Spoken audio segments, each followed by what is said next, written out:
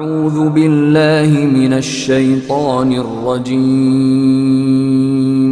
بسم الله الرحمن الرحيم الذين لا يشهدون الزور وإذا مروا باللغو مروا كراما. Those who don't waste time witnessing that which is in vain, witnessing that which is against the command of Allah subhanahu wa ta'ala, those who do not bear false witness, those who do not watch others bearing false witness and do nothing about it.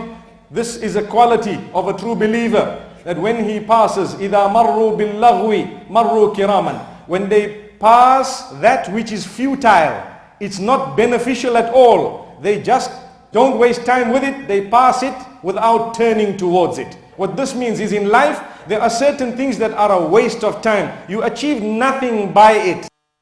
And Allah says a true believer will not waste his time with that. I give you an example.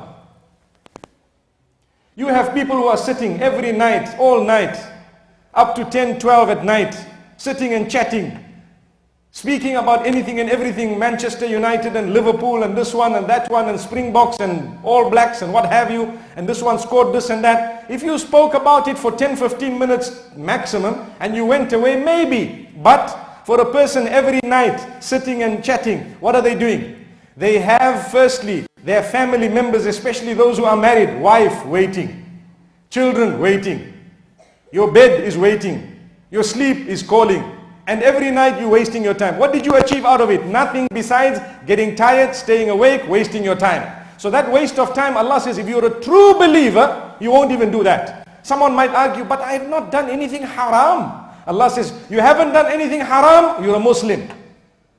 You're a Muslim, you've submitted, but you want to upgrade from Windows 98, which is now almost defunct, to Windows 7, then what you do, abstain from that as well. We have new software for you. Allahu Akbar. May Allah subhanahu wa ta'ala grant us a deep understanding.